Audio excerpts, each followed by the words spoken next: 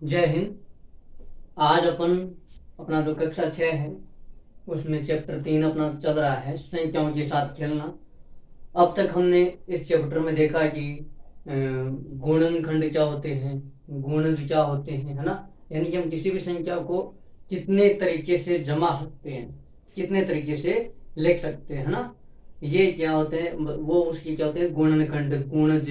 और गुणनखंड और गुणज के जो गुण होते हैं, क्या क्या फैक्ट निकल के आए हमारे सामने, 5-6 फैक्ट थे, वो हमने पिछले वीडियो में चर्चा कर लिया। जैसे कि गुणनखंड होते हैं, जो किसी भी संख्या के गुणनखंड है वो उस संख्या के या तो बराबर होते हैं या फिर छोटे होते हैं, है ना, बड़े कभी भी नहीं हो सकते। और गुणनखंडों की संख्या परिमित होती है ना, गुणज की संख्या अपरिमित होती है। ऐसे हमने कुछ गुणधर्म पढ़े थे, है ना, गुणनखंड और गुणज के बारे में। और फिर 3 एग्जाम्पल थे, वो भी हमने कर लिए। अभी अपन आज क्या कर रहे हैं, आज अपन कर रहे हैं तो अपना एक्सरसाइज 3.1 है, उसको अपन उसके जो क्वेश्चन है उनको हल करते हैं, ना। तो चलिए शुरू करते हैं। देखिए, सबसे पहले आपके पास अपनी बुक होनी चाहिए, उसमें से आप साथ साथ में क्वेश्चन देखते रहिए। देखो, निम्नलिखित संख्याओं के सभी गुणनखंड लिखिए। निम्नलिखित संख्याओं के, अब ये जो हम एक्सरसाइज कर रहे हैं इसका जो बेसिक है वो हमने पीछे कर लिया है ना। तो आपको सबसे पहले इसका बेसिक देखना चाहिए ताकि आपको यहाँ पर समझने में कोई भी दिक्कत ना आए। तो चलिए शुरू करते हैं। देखो, क्वेश्चन नंबर 1, निम्नलिखित संख्याओं के सभी गुणनखंड लिखिए। तो अपन को क्या करने हैं, ये संख्याएं दे रखी है, इनका गुणनखंड लिखना है। तो क्वेश्चन नंबर 1, सबसे पहला पार्ट है ए, 24 के गुणनखंड। 24 के गुणनखंड।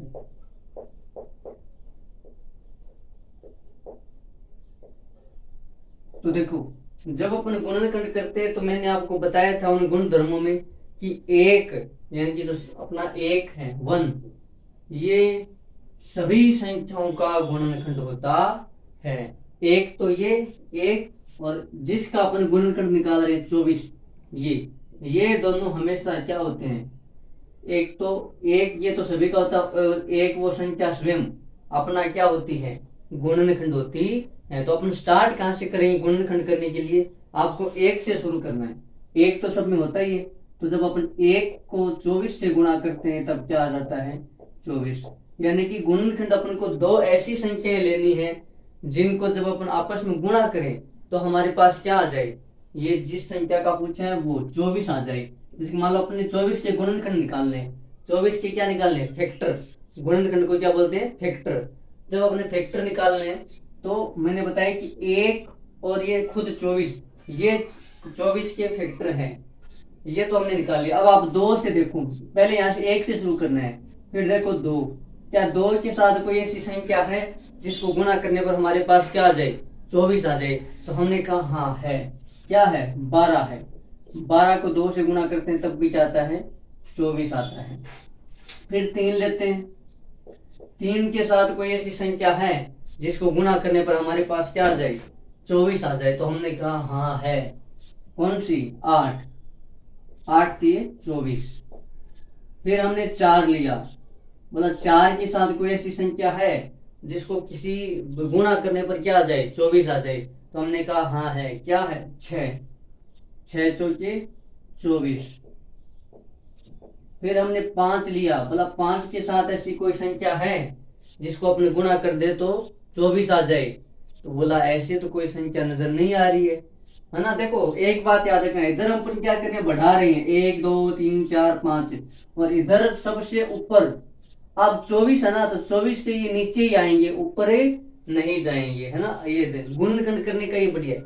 आप इधर 1 से स्टार्ट करो, क्योंकि आपको पता है एक और खुद संख्या जिसके अपने को गुणनखंड करने हैं वो तो होगा ही होगा। तो आप ऊपर यहाँ से स्टार्ट करो, 1 को 24 से गुणा करेंगे तो 24, फिर यहाँ बढ़ाते जाओ, 1 2 3 4, और यहाँ आपको कम होते दिखाई देंगे। तो आप 5 के साथ मतलब 6 या 6 से कम, इससे ऊपर आप 8 9 आगे दिमाग लगाइए मत। आपको 5 को 5 से गुणा करते हैं क्या आता है, 25 आता है। तो समझो 5 के साथ कोई भी ऐसी संख्या नहीं है जिसको गुणा करने पर अपने पास क्या आ जाए, जिसको गुणा करने पर अपने पास से 24 आ जाए, है ना। तो बोला 5 के साथ तो नहीं है, तो फिर आगे क्या बचा 6। 6 को किससे गुणा करें कि अब 6 को 5 से गुणा करते हैं तो 6 पंजे 30। 6 को फिर 4 से गुणा करते हैं तो क्या अब वापस ये क्या आ जाएगा, उल्टा शुरू हो जाएगा। 6 को करेंगे 4 से, है ना। फिर 6 के बाद में 6 को 4 से करते हैं। अब ये देखो ये रिपीट हो गए, देखो यहाँ 4 और 6 और यहाँ 6 और 4। अब इससे आगे और ऐसी कोई भी संख्या नहीं है, यानी कि और कुछ भी इसके गुणनखंड नहीं है जिसको अपन आगे और टुकड़ा कर सके। देखो ये पहचानने का तरीका, यहाँ 4 इंटू 6। अब ये यहाँ पे आगे 6 आया और यहाँ पे क्या हो गया, उल्टा हो गया, यानी कि ये 2 बार आ गया। अब इनके अलावा और कोई भी गुणनखंड 24 के नहीं है। देखो अब आगे इनको आप उल्टा करके भी लिख सकते हो, ये 6 इंटू 4, तो इसको आप 8 इंटू 3 भी लिख सकते हो। 8 इंटू 3, फिर 12 इंटू 2 और फिर लास्ट में 24 इंटू 1। तो हमारे पास 24 के सारे कितने गुणनखंड प्राप्त हुए, देखो 24 के हमारे पास गुणनखंड आए। एक तो सब में ही होता है, फिर 2, फिर 3, फिर 4, फिर 6 के बाद में 8, फिर 12 और बाद में 24 खुद। 1 2 3 4 5 6 7 8, ये 8 क्या है, 24 के गुणनखंड है। ये जो संख्याएं हैं ये सभी क्या है, ये है 24 के गुणनखंड। और अकेले ये नहीं, इनके साथ, यानी कि ये 24 का एक गुणनखंड है, ये भी 24 का एक गुणनखंड है, ये भी 24 का गुणनखंड है, ये भी गुणनखंड है। और इनका ये 24 क्या है, ये 24 है इनका गुणज। जैसे 1 का गुणज 24, 24 का गुणज भी 24, 2 का गुणज 24, 12 का गुणज 24। तो ये तो है गुणज और ये क्या है, गुणनखंड। देखो ये तो है 24 के गुणनखंड, ये तो क्या है इधर वाले 24 के गुणनखंड, 24 के गुणनखंड। और ये जो है 24, ये है इनका गुणज, ये इनका क्या है, गुणज। तो गुणनखंड है वो परिमित, गुणनखंडों की संख्या निश्चित होती है। देखो 1 2 3 4 5 6 7 8 निश्चित होती है, परिमित जिसको अपन बोलते हैं, है ना। और गुणनखंड हमेशा जिस संख्या के अपन गुणनखंड कर रहे हैं वो या तो उससे छोटे होंगे या फिर बराबर। अब अपने 24 के गुणनखंड किया ना, तो 24 के गुणनखंड देखो या तो छोटे हैं या फिर 24 है, 24 से बड़ा कभी भी नहीं होगा। ये सब गुण धर्म है जो हमने पिछले वीडियो में देख लिए। तो सबसे पहले आपको वो वीडियो जा करके देखना चाहिए। ये अपने क्या करती है, 24 के फैक्टर। अगला देखो, तो 24 के गुणनखंड कौन कौन से हैं वो लिख दो। 1 2 3 4 5 6, सॉरी 5 नहीं है,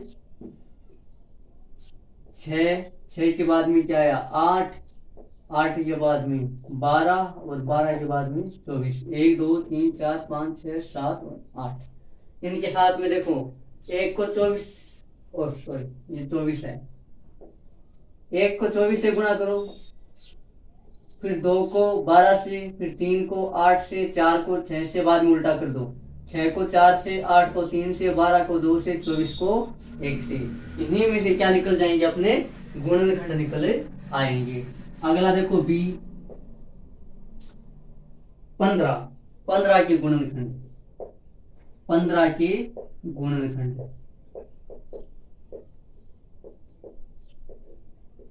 देखो 15 के गुणनखंड, तो अपन क्या कर, मैंने क्या बोला, एक तो सभी में होता है, एक और स्वयं कौन सा 15, तो 1 इंटू 15 क्या आएगा 15।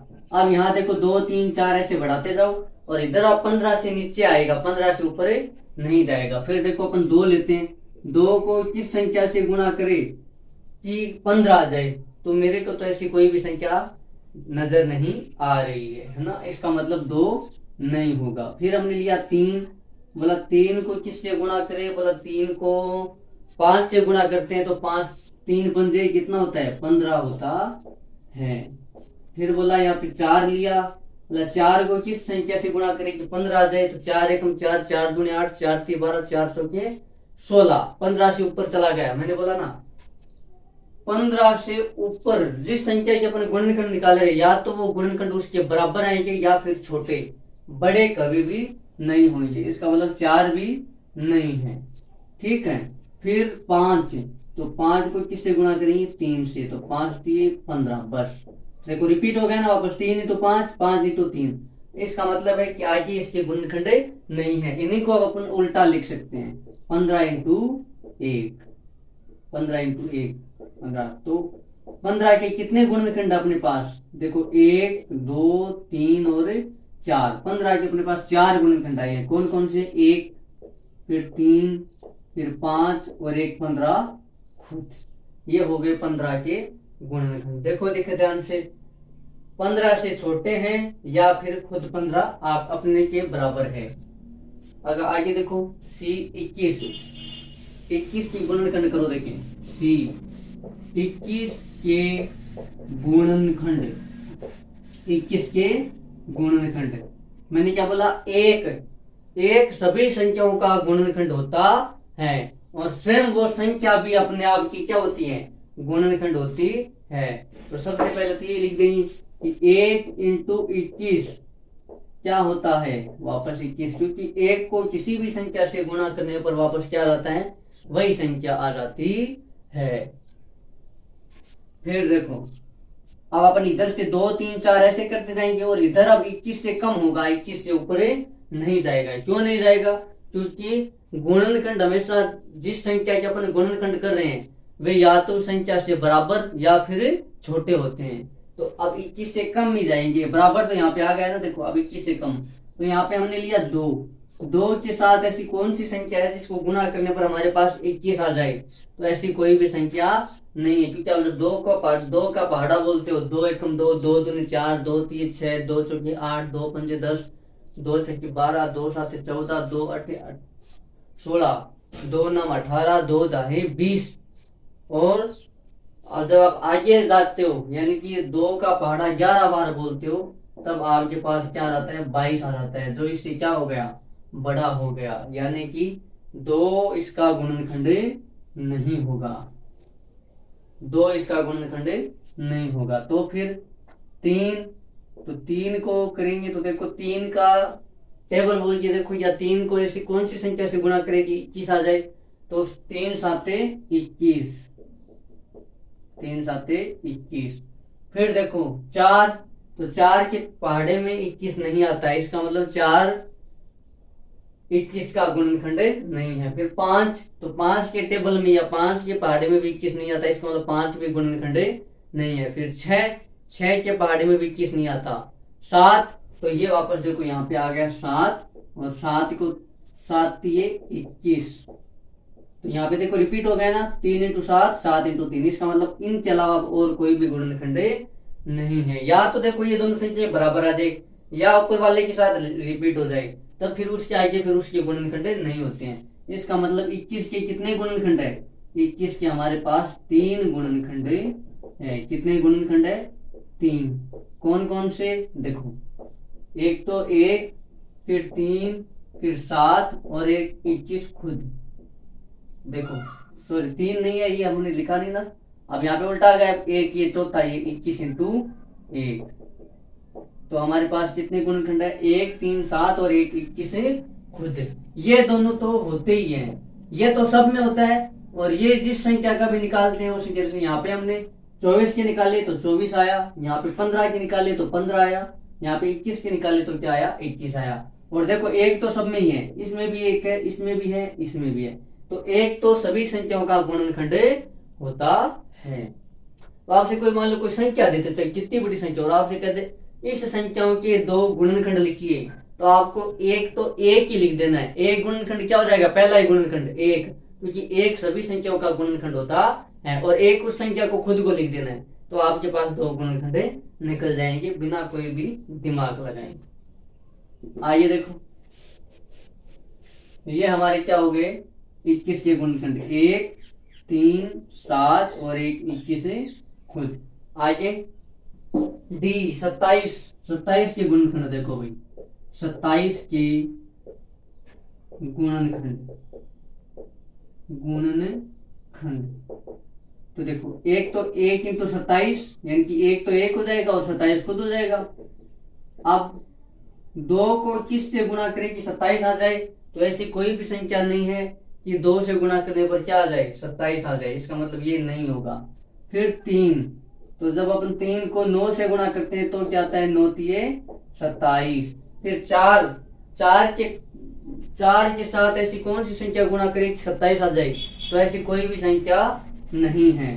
फिर देखो 5, तो 5 को किस से गुणा करें कि 27 आ जाए, तो ऐसी कोई भी संख्या, आपको टेबल पहाड़ा बोल करके देख लेना है। यदि 5 के पहाड़े में ये 27 आता हो, इसका मतलब 5 27 का एक गुणनखंड है। अगर नहीं आ रहा है, इसका मतलब गुणनखंड नहीं है। फिर देखो 6, तो 6 के पहाड़े में 27 आता है क्या, नहीं आता है, इसका मतलब 6 भी 27 का गुणनखंड नहीं है। फिर 7 के पहाड़े में भी नहीं आता है ना, इसका मतलब 7 भी 27 का गुणनखंड नहीं है। फिर 8 के पहाड़े में भी नहीं आता। फिर आता है 9 के पहाड़ी में आता है 9 तिये 27। तो यहाँ पे देखो ये रिपीट हो गया ना वापस, इसका मतलब अब और गुणनखंड इसके नहीं होंगे, अब ये 27 खुद ही हो जाएगा अपना, तो ये 27। तो इसके भी कितने गुणनखंड हो गए, 4, 1, 3, 9 और 27 खुद।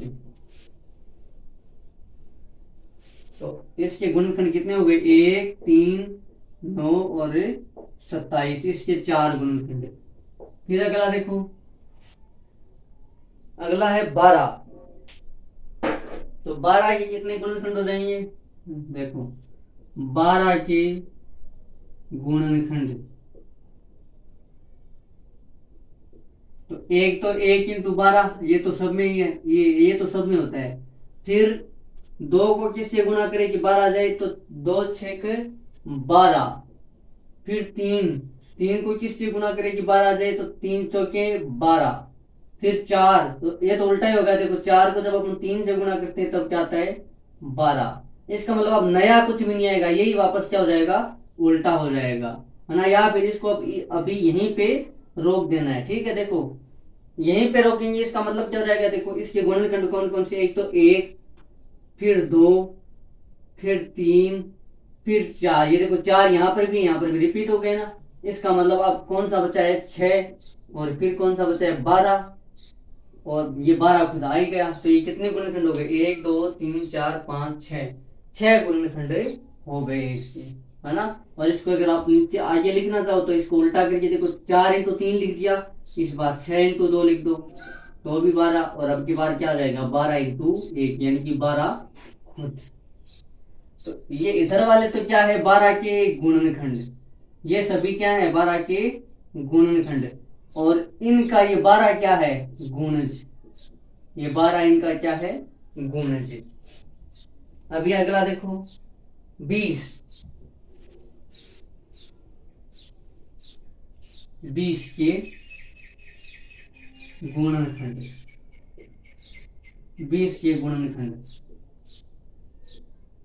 देखो देखिए 20 के गुणनखंड, एक तो 1 हो जाएगा, फिर 1 को जब 20 से गुणा करते हैं तब क्या आता है, 20।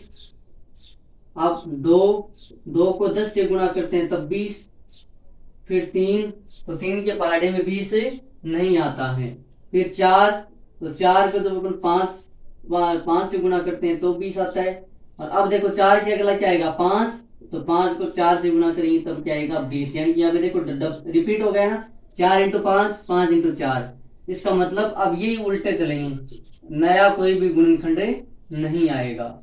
20 इंटू 1, 10 इंटू 2 20, और 20 इंटू 1 20, है ना। तो एक, अब इसके गुणनखंड कौन कौन से हो गए, 1, फिर 2, 4, 5, 10 और 1 20 खुद हो जाएगा। ये क्या है, 20 के गुणनखंड। आइए देखो 18 के गुणनखंड, 18 के गुणनखंड, 18 के गुणनखंड, तो देखो एक तो 1 इंटू 18 हो जाएगा। फिर 2 को किस संख्या से गुणा करें कि 18 जाए, तो 9 से, 9 2 में 18। फिर 3 को किस से गुणा करें कि 18 जाए, तो 3 छक्के 18। फिर 4 के पहाड़े में 18 नहीं आता, इसका मतलब 18 का 4 एक गुणनखंड नहीं है। फिर 4 के बाद 5, तो 5 के पहाड़े में भी 18 नहीं आता, इसका मतलब 18 का गुणनखंड 5 भी नहीं है। फिर 6, ये देखो 6 वापस यहाँ पे क्या हो गया रिपीट, तो 6 इंटू 3 कितना होता है 18। तो अब यहाँ पे वापस हमें क्या कर देना है, रिपीट कर देना, 9 दूने 18 और बाद में लास्ट में 18 खुद। ये हो गया अपने 18 के गुणनखंड। कौन कौन से? एक तो 1, ये तो सभी में होता है, फिर 2, फिर 3, फिर 6, 9 और एक 18 खुद। ये हो गए 18 के गुणनखंड। फिर अगला है 23 के गुणनखंड। 23 के गुणनखंड, तो देखो एक तो रहेगा 1 इंटू 23। आप देखो 23 से पहला ऐसी कोई भी संख्या नहीं जिसको गुणा करने पर वापस क्या आ जाए। देखो 2, तो 2 के पहाड़े में 23 नहीं आता। 3 के पहाड़े में भी 23 नहीं आता। 4 के पहाड़े में भी नहीं आता। 5, 6, आप सारे पहाड़े बोलेंगे। देखो आप वापस 23 का कौन सा गुणनखंड हो जाएगा? 1। तो 23 का वापस, तो 23 के गुणनखंड कितने हो गए? एक तो 1 और एक 23 खुद। 2 ही गुणनखंड है 23 के, एक तो 1 और 23 खुद, है ना। इसीलिए तो 23 आज अपन ये जैसे चैप्टर पूरा करेंगे तब अपन भाज्य और अभाज्य संख्या के बारे में पढ़ेंगे। भाज्य और अभाज्य संख्या में, जहां पर ये 23 क्या है? अभाज्य संख्या है। क्यों है वो अभी अपनी चैप्टर पूरा कर लेंगे। तो अगला हमारा भाज्य, अभाज्य, सम और विषम, उसी के बारे में अपना टॉपिक है। फिर आगे देखो 36, एक बार के लिए तो इतना याद रखना 23 अभाज्य है। क्यों है उसका रीजन अपन दे देंगे। फिर आगे देखो आगे किसका है? 36 के गुणनखंड।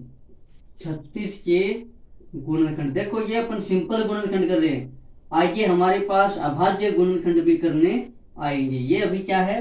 सिंपल गुणनखंड है, और जब आपसे अभाज्य गुणनखंड करवाएंगे तो नाम आएगा अभाज्य गुणनखंड।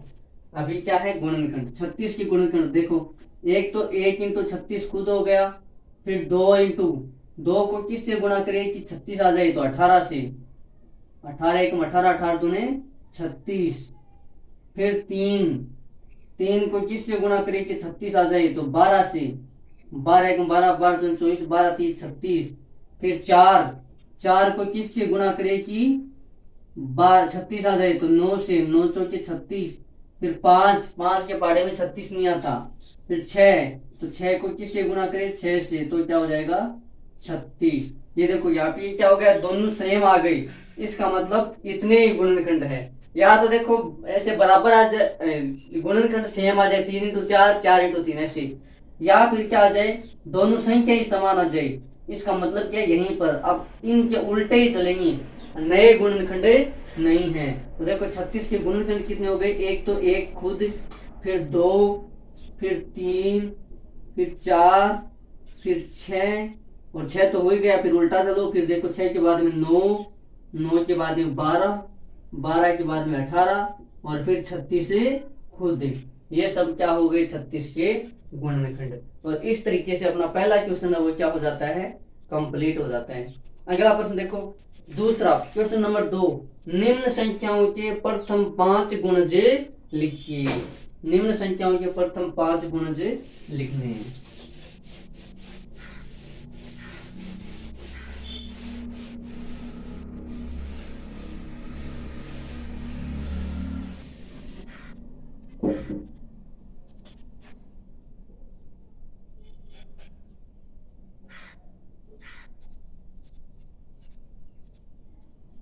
देखो क्वेश्चन नंबर 2 है, और मैंने बोला था ना किसी भी संख्या के गुणनखंड की संख्या परिमित यानी कि निश्चित होती है, जबकि गुणजों की संख्या अनिश्चित होती है, अपरिमित होती है। तो देखो 5 के प्रथम 5 गुण लिखने थे। देखो 5 इंटू 1 क्या आता है? 5। तो मैंने बोला था ना ये तो क्या है? ये दोनों 5 के गुणनखंड है। ये दोनों 5 के क्या है? गुणनखंड। और ये 5 इस 5 का भी गुणज है और इस 1 का भी गुणज है। ये जो 5 है ये 5 का भी गुणज है और 1 का भी गुणज है। तो हमें कितने 5 गुणज लिखने? 5 के। यानी कि हमें ऐसे गुणनखंड करने जिसमें 5 हो शामिल में। तो देखो अगला क्या हो जाएगा, 5 इंटू 2। तो देखो 5 शामिल है ना, और हमें 5 की गुणज बताने, तो 5 इंटू 2 क्या हो जाएंगे, 10। तो देखो ये 5 10 का भी क्या है, एक गुणज है। फिर अगला 5 इंटू 3 15।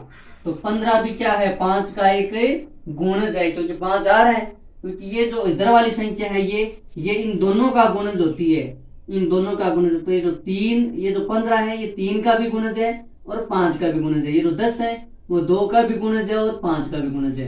तो हमें तो अभी 5 के गुणज लिखने हैं, तो 5 के गुणज में देखो इधर 5 आ रहा है, तो ये सब क्या है, 5 के गुणज है। फिर देखो कितने 5 लिखने ना, तो 5 इंटू 4 20। तो ये 20 5 का भी गुणज है और 4 का भी गुणज है। फिर 5 इंटू 5 25, ये तो 5 का गुणज है ही। तो हमें ये देखो 5 के प्रथम 5 गुणज कौन से हो गए, 5 10 15 20 और 25। तो ये तो अपना आगे चल सकते हैं, इसको 5 क्या है, 5 इंटू 6 5 इंटू 7 5 इंटू 8 कितना भी लेके चलो, इसका कोई भी अंत नहीं है, यानी कि ये अनंत तक रहेंगे। इसीलिए गुणज की संख्या क्या होती है, अपरिमित, यानी कि अनिश्चित होती है। आइए देखो 8 के प्रथम 5 गुणज, ये तो पहला। अब 8 के 5 गुणज, देखो आपसे गुणज पूछना, जिस भी संख्या से गुणज पूछे आपको उसका टेबल लिख देना है।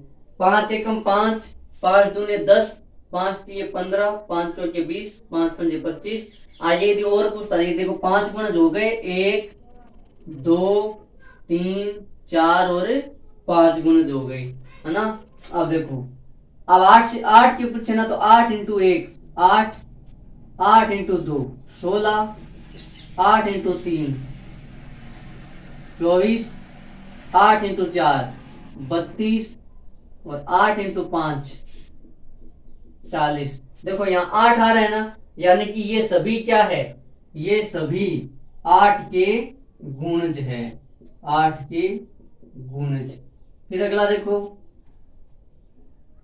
9 के 5 गुणज। तो पहला देखो 9 इंटू 1 9, 9 इंटू 2 18, 9 इंटू 3 27, 9 इंटू 4 36 और 9 पंजे 45। हमें टेबल लिख देनी है।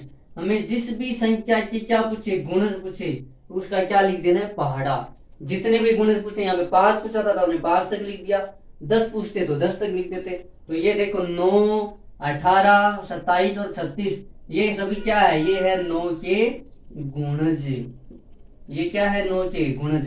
तो गुणनखंड ये इधर वाले तो है 9 के, ये इधर वाले तो है गुणनखंड, और ये सारे क्या है, 9 के गुणज। ये हो गया आपका क्वेश्चन नंबर 2। क्वेश्चन नंबर 3 देखो मिलान करने वाला है, तो पहले मैं यहाँ पे लिख देता हूँ और फिर मिलवाता हूँ आपको, ठीक है।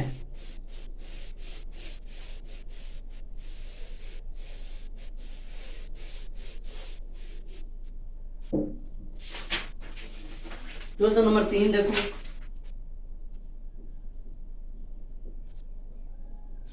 पैंतीस, फिर है 15, बाद में 16, फिर 20 और 25। हमें मिलाना क्या, देखो 8 का गुणज। देखो देखिए इधर किधर 8 का गुणज है क्या, तो हमें पता चला 16, क्योंकि 8 के पहाड़े में 16 था ना, 8 दूने 16। इसका मतलब 8 का गुणज क्या हो जाएगा, ये कौन सा है बताओ। देखिए 8 के गुणज वाला पहला, यानी कि तीसरे के साथ में क्या आ जाएगा, ए आ जाएगा। 8 का गुणज, 8 का गुणज कौन है, 16 है। अभी देखते हैं जस्ट 8 का गुणज क्या है, 16। फिर 7 का गुणज, देखो देखिए इधर 7 का गुणज है क्या, तो 7 के पहाड़े में बताओ कौन आता है, 7 पंजे 35। इसका मतलब क्या है, 35 7 का गुणज है। तो बी किसके साथ, 7 का गुणज। कौन है 7 का गुणज, 35। 35 क्या है, 7 का गुणज है।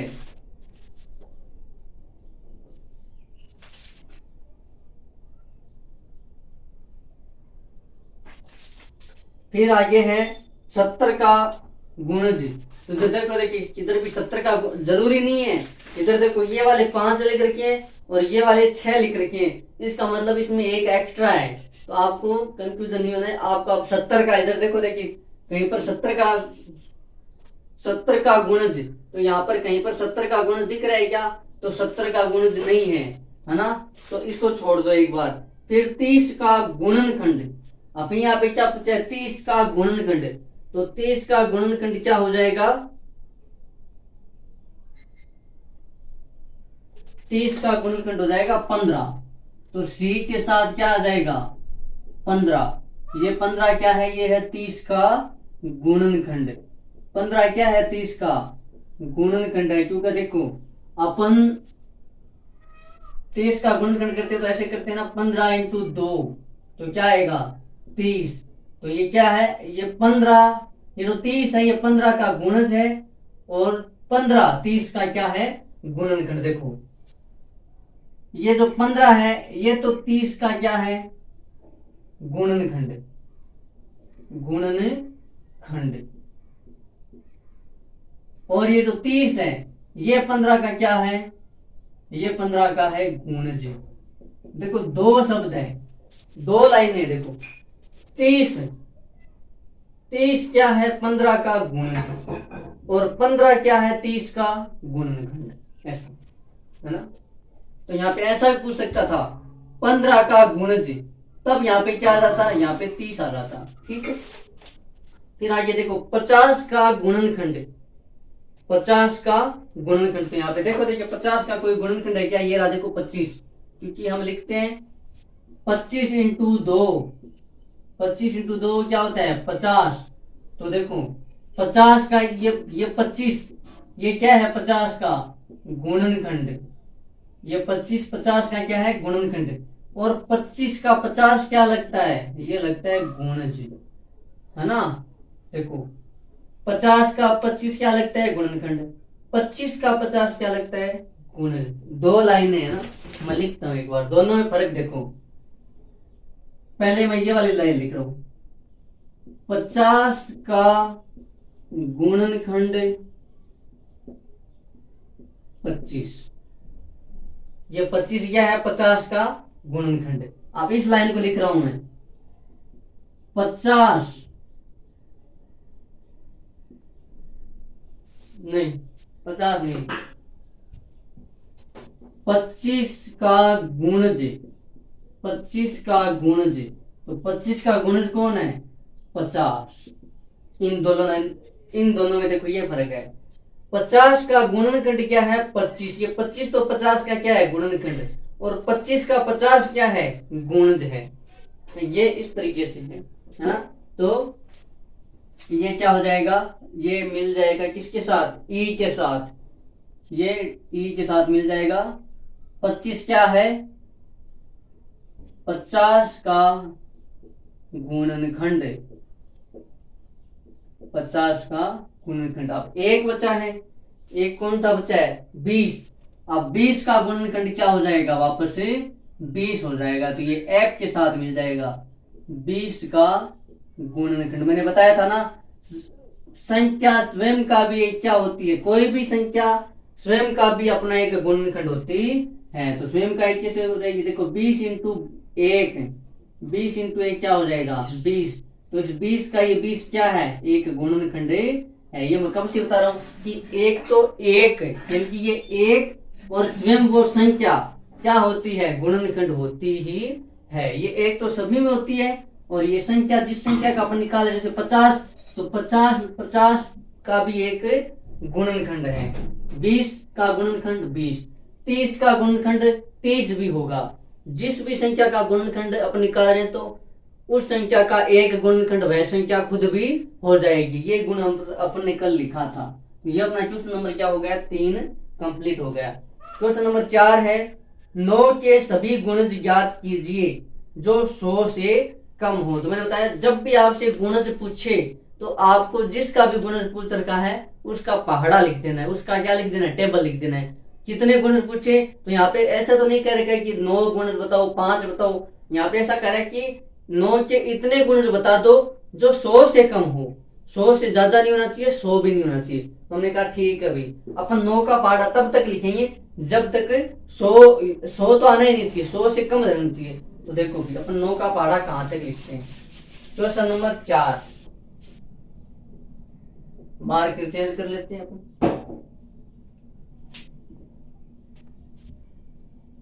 9 के गुणज, तो देखो यहां से 9 इंटू 1 9, तो ये क्या है 9 का गुणज है।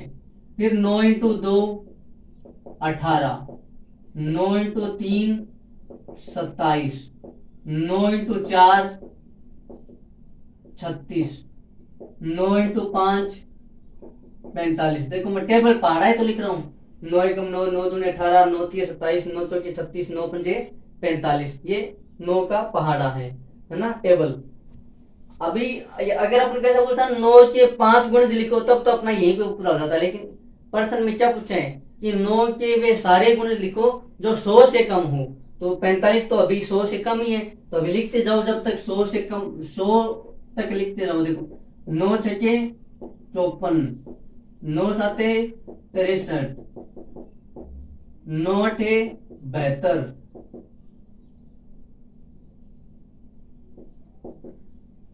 9 नब्बे 81, 9 दहाई 90। तो अभी भी देखो 100 के पास ये 90 भी क्या है 100 से कम है, तो 9 को किससे 9 का पहाड़ा कितनी बार बोलेंगे 11 बार, तब क्या आ जाएगा 99। और फिर जब अपन 9 का पहाड़ा 12 बार बोलेंगे तब अपने पास 108 चला जाएगा। और ये 108 भी क्या है 9 का गुणज है, लेकिन ये क्या हो गया 100 से ज्यादा हो गया। और अपने प्रश्न में क्या पूछा था कि 9 के वे गुणज लिखिए जो 100 से कम हो, तो 100 से कम तो यहां तक है।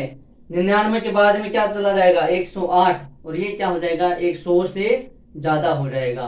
तो हमारे पास 9 के ये सारे क्या है, ये सभी यहां तक है, तो ये भी, लेकिन ये 100 से ज्यादा है तो अपने क्वेश्चन में नहीं आ रहा है ना। तो ये सभी क्या है, ये सभी 9 के गुणज हैं, जो 9 के गुणज तो है, 9 के गुणज है जो 100 से कम है। ये अपन ने प्रश्न में पूछा था अभी, जो क्या है 100 से कम है। अगर ऐसे पूछता है कि 200 से कम हो तो अपन और आगे लिखते रहते है ना।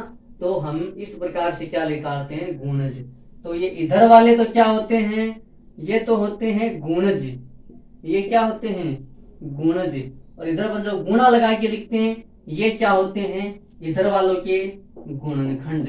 ये वाले क्या है इधर वालों के गुणनखंड, यानी कि 99 के गुणनखंड 9 इंटू 11, 9 और 11 है दोनों क्या है 99 के गुणनखंड है। और ये जो 99 है ये 9 का भी गुणज है और 11 भी गुणज है, 11 का भी गुणज है। फिर देखो 90 के गुणनखंड 9 और 10 है, यानी कि 90 का 9 भी एक गुणनखंड है, 10 भी गुणनखंड है। और ये 9 का गुणज 90 है, 10 का भी गुणज 90 है। इस प्रकार से अपन गुणज और गुणनखंड करते हैं। तो यहाँ पर अपना गुणज और गुणनखंड फैक्टर गुणनखंड को क्या बोलते हैं फैक्टर। गुणज और गुणनखंड का जो कॉन्सेप्ट है, जो टॉपिक है वो कंप्लीट होता है। अगला हमारा जो टॉपिक है वो भाज्य संख्याएं, अभाज्य संख्याएं, सम संख्याएं और विषम संख्याएं पे रहेगा। यानी कि 3.2 अपना एक्सरसाइज है, उससे पहले अपना बेसिक क्या रहेगा 3.2 का जो बेसिक है सामान्य परिचय है वो रहेगा भाज्य संख्याएं, अभाज्य संख्याएं, सम संख्याएं और विषम संख्याएं, है ना। तो अपन को सामान्य परिचय जरूर देखना चाहिए, जो जिसपे अपना बेसिक मजबूत होता है। तो जब हमारा बेसिक क्लियर हो जाएगा तो अपन एक्सरसाइज के क्वेश्चन है वो आसानी से कर पाते हैं, है ना। तो आज के लिए इतना ही, मिलते हैं अगले वीडियो में, तब तक के लिए जय हिंद जय भारत।